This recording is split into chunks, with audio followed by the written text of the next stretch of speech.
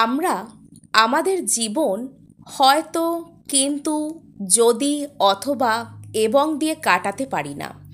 জীবন সঠিকভাবে চালিয়ে নিয়ে যাওয়ার জন্য, যে জায়গায় আমরা নিজেদেরকে দেখতে চাই সেই লক্ষ্যে পৌঁছানোর জন্য আমাদের দরকার হয় প্রপার প্ল্যানিংয়ের, এক্স্যাক্ট রুট ম্যাপের দরকার হয়।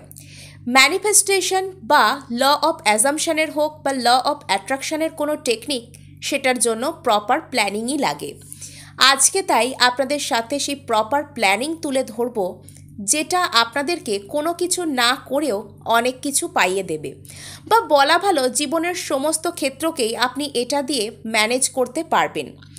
তাই যারা কোনো কিছুকে ম্যানিফেস্ট করতে যাচ্ছেন তাদের জন্য যেরকমভাবে এই ভিডিওটা ইম্পর্টেন্ট, যারা ডিট্যাচমেন্টের পথ খুঁজছেন, যারা লেট গো করতে চাইছেন, কোনো টেকনিক বহুদিন ধরে করছেন কিন্তু আপনারা লেট গো করার পর আবার সেই চিন্তা আপনাদেরকে ঘিরে ধরছে, আবার টেকনিক করছেন, আবার দুশ্চিন্তা, এই সাইকেল রিপিটেড যাদের সাথে হয়ে চলেছে, তাদের জন্য এই ভিডিওটা অত্যন্ত গুরুত্বপূর্ণ।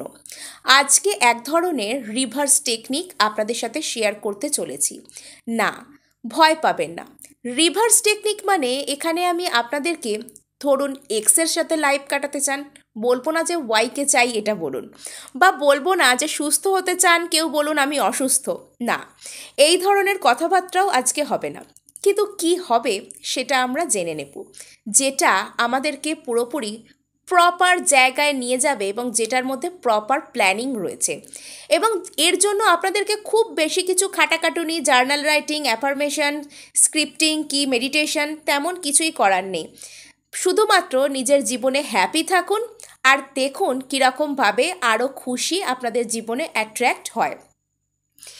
আমাদের মনের দুরকম জিনিস যে রয়েছে, অর্থাৎ আমাদের মনের দুটো পার্ট সাধারণভাবে আমরা পেয়ে যাই, কনসাস আর সাবকনসাস।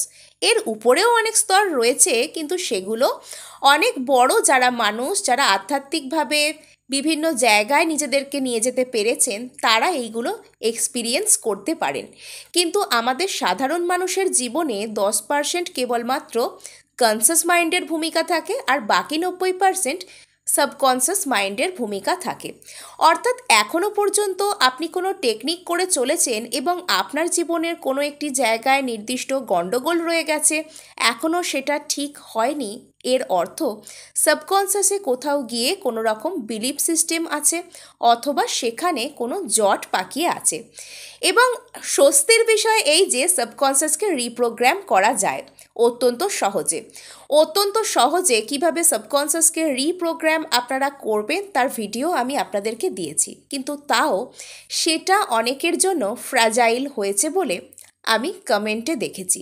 তাই আজকে আরও একটা সুন্দর টেকনিক আপনাদেরকে বলে দেব, যেটা আপনারা আপনাদের জীবনের যে কোনো এক্স্যাক্ট প্রবলেমের ক্ষেত্রে সাবকনসাস থেকে যে সমস্ত জট রয়েছে আপনাদের মনে হচ্ছে সেখানে হিলিংয়ের দরকার, সেটা করতে পারবেন।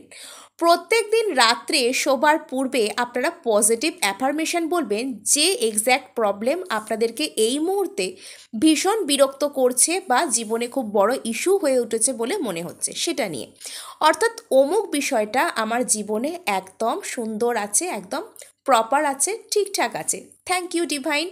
এবং এই যে গ্র্যাটিটিউডের সাথে অ্যাফার্মেশনটা বলবেন, আপনারা থ্যাংক ইউ ডিভাইন বলতে পারেন, থ্যাংক ইউ ইউনিভার্স বলতে পারেন, যা আপনারা পছন্দ করেন, যা আপনাদের মনে হয় বলা উচিত, তাকেই আপনারা গ্র্যাটিটিউড দিয়ে এই অ্যাফার্মেশনটা বলে দেবেন, যে অমুক বিষয়টা আমার সাথে ঠিক আছে, বা অমুক জিনিসটা নিয়ে আমি ঠিক আছি, আমি খুশি, আমি ওকে, আমি খুব খুশি।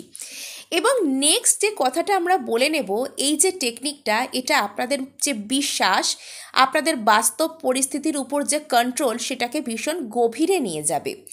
বাস্তব পরিস্থিতিকে আমাদের অ্যাকচুয়ালি ম্যানিপুলেট করতে জানতে হয়।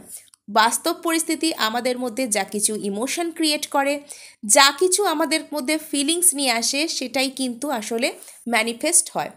অর্থাৎ আপনার সাথে কারোর সম্পর্ক খারাপ বা আপনার শরীর অসুস্থ, আপনি যদি সর্বদা অসুস্থ, শরীর খারাপ, শরীর ভালো করতে হবে, সম্পর্ক খারাপ, সম্পর্ক ভালো করতে হবে, এরকম চিন্তাভাবনা করতে থাকেন, তাহলে ওই সম্পর্ক যে ভালো করতে হবে, অর্থাৎ এখনও ভালো নয়, সেই অপেক্ষাটা, সেটাই আপনার জীবনে ম্যানিফেস্ট হয়।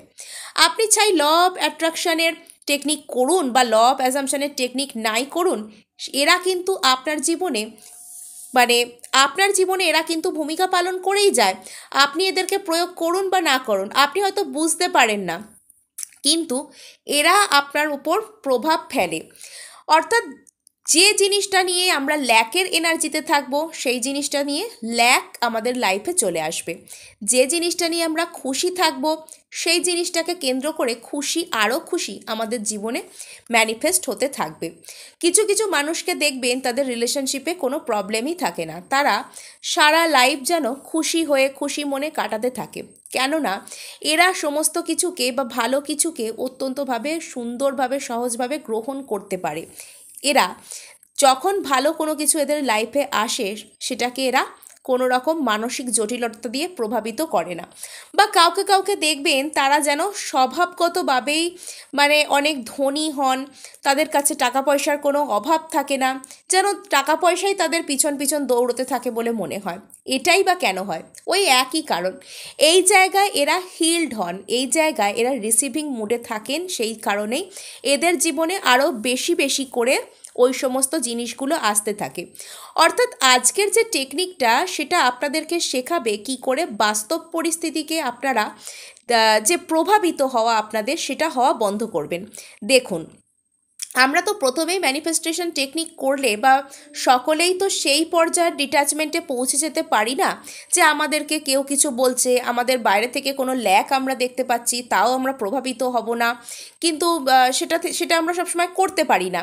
সাপোজ আমাদের সম্পর্ক খারাপ হয়ে গেছে, আমরা সবসময় মনে মনে ভাবতে পারি না যে আমাদের সম্পর্ক ভালো আছে। বা বাড়িতে ধরুন কেউ আমাদেরকে বকাঝকা করছে, বাবা মা কিছু কড়া কথা বলছেন, সেই কথাগুলো আমাদেরকে হার্ট করে, আমরা সেটা থেকে হার্ট হওয়া থেকেও নিজেদেরকে বাঁচাতে পারি না নিজেরা। সেটা আমাদের মনে প্রভাব ফেলেই দেয়, আমাদের অত্যন্ত কষ্ট হয়, রাগ দুঃখ এসবের ক্রিয়েট করে আমাদের মধ্যে। এবং রাগ দুঃখ ভয় এগুলো এমন ধরনের ট্রিমেন্ডাস ইমোশন, এগুলো কিন্তু খুব ডিপ ডাউন আমাদের খুব গভীরে বসে যায়। এগুলো থেকে আমরা নিজেদেরকে বাঁচাবো কীরকম করে? অর্থাৎ যখন যে পরিস্থিতি খারাপ হচ্ছে, তখন সেখান থেকে সাময়িকভাবে নিজেকে উইথড্র করে নিন। কিন্তু আপনার ধরুন কোথাও দোষ আছে, আপনি সেই মুহূর্তে সেখানে আপনার সরি বলা দরকার, আপনি সেটা বলবেন না, সেখান থেকে পালিয়ে আসবেন যে যা পারিস তুই করগে যা, আমি সরি বলবো না, না সেটা নয়। আপনি আপনার কর্তব্য করুন, সরি বলুন, আপনি কোনো দোষ করেছেন, আপনার দ্বারা কোনো ভুল হয়েছে, আপনার দোষ স্বীকার করুন। কিন্তু যখন দেখবেন অপরপক্ষের মানুষরা আপনার প্রতি খুব রিজিড মনোভাব নিয়ে বসে রয়েছে, তখন তাদেরকে অতিরিক্ত বোঝাতে যাবেন না। আপনি আপনার কর্তব্য অনুযায়ী ক্ষমা চান, সরি বলুন। তারপর যখন দেখবেন সেখানে পরিস্থিতি শুধরাচ্ছে না, সেখান থেকে নিজেকে উইথড্র করে নিন সাময়িকভাবে। কোনো বন্ধু রেগে আছে, ঠিক আছে তুমি একটু রেগেই থাকো আমার ওপর। মা বাবা কথা শোনাচ্ছে, সেখান থেকে খানিকক্ষণের জন্য সরে যান।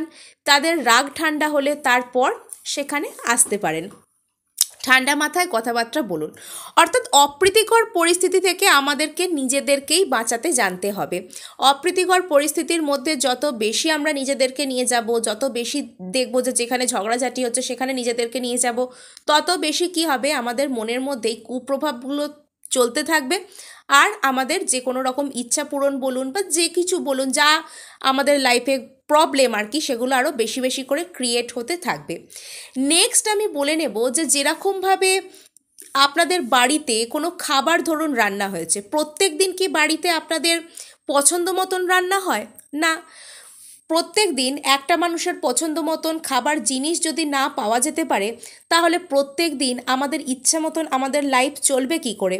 অর্থাৎ আজকে বাড়িতে যে খাবারটা খেতে ভালোবাসি সেটা রান্না হয়নি মানে কি আমি না খেয়ে থাকবো?